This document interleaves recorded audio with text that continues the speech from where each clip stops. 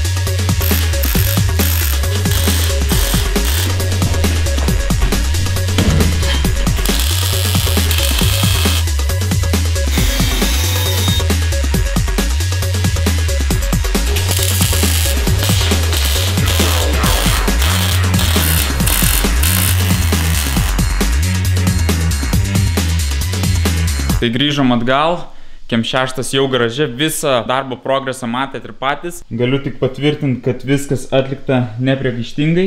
Tai vienu žodžiu kokybė garantuota. Tai dar kartą, kas ieškosi, kur susidėti saugos lankus, tai visi linkai žemiau aprašyme. Iš tikro dabar gera proga net šiam sezonui dar spėti susidėti lankus, jeigu pas kažką buvo tokių norų. O aš tada nieko nelaukiu, manau reikia nusišveist, apsivalyt, tada nusigruntuot ir nusidažyti.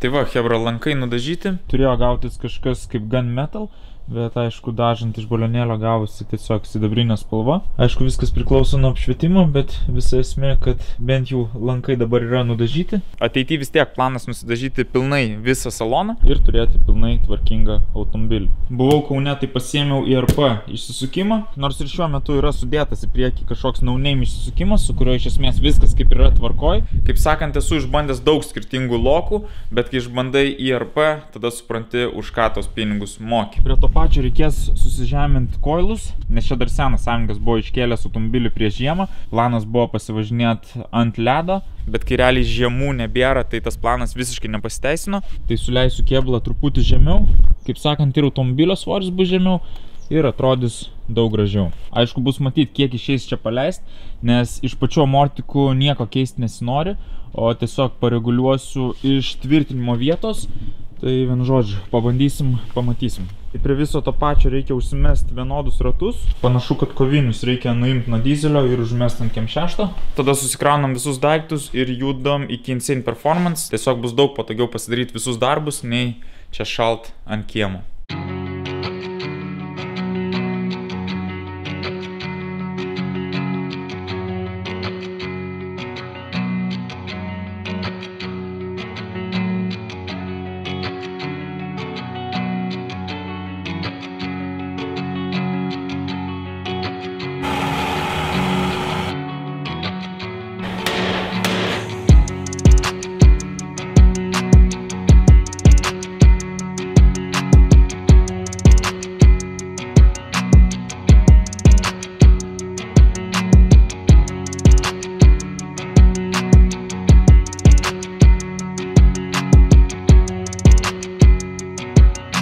Tai kaip matėte, važiuoklė jau automobilyje, iš tikro ratai išlenda dar daugiau negu buvo prieš tai.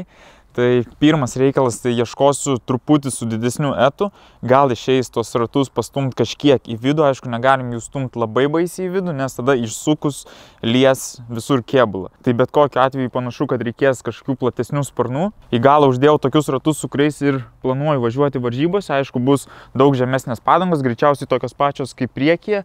Priekyje turim 215 45. Aišku, gali būti, kad į patį priekį reikės dar žemesnių, nes, kaip sakiau, jeigu ratai paeis į vidų kažkiek, tai bandysim sumažinti ratlankio dydį, kad niekur neliestų kėbulo. Matome, kad priekį jau dabar truputį kabina priekinį bamperį ratlankiai, va, nuėdė buferį.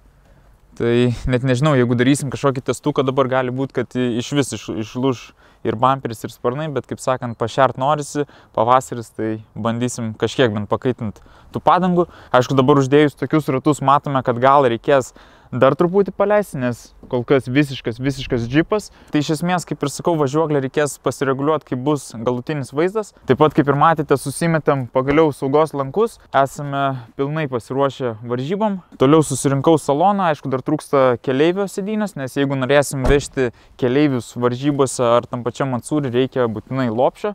Tai pagalvosim ir kažkokį sprendimą tai sėdyniai. Ir daugiau kas. Iš smulkmenų susivirnam duslintuvą, nes prieš tai buvo labai nekokybiškai atliktas darbas, dabar automobilis dirba net daug tyliau. Tai kaip sakant, po truputį prikeliam šitą Kem6 į tokį podoresnį automobilį. Tai suprantu, kad visi laukit veiksmo, tad nepamirštat subscribe, nepamirštat laikant šito videoso, o mes šildom motorą ir bandom šerti.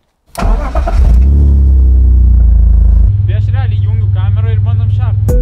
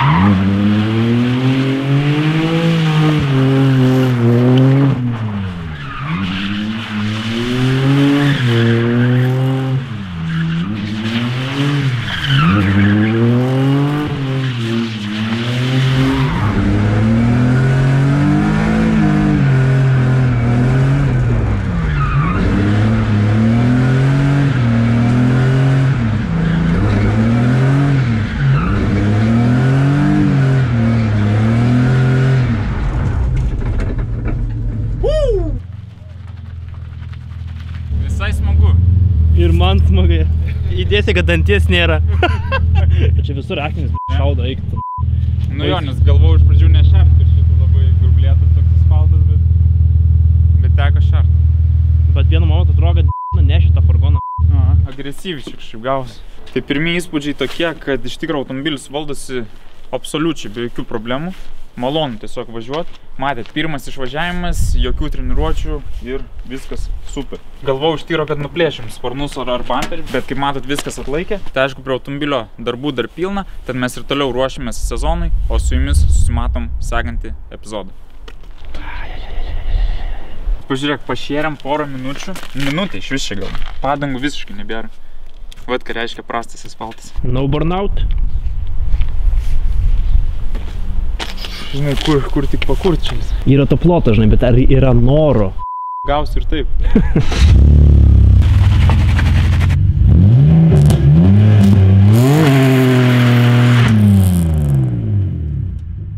Sankaba ratai sukos. Ratai irgi. A, gerai.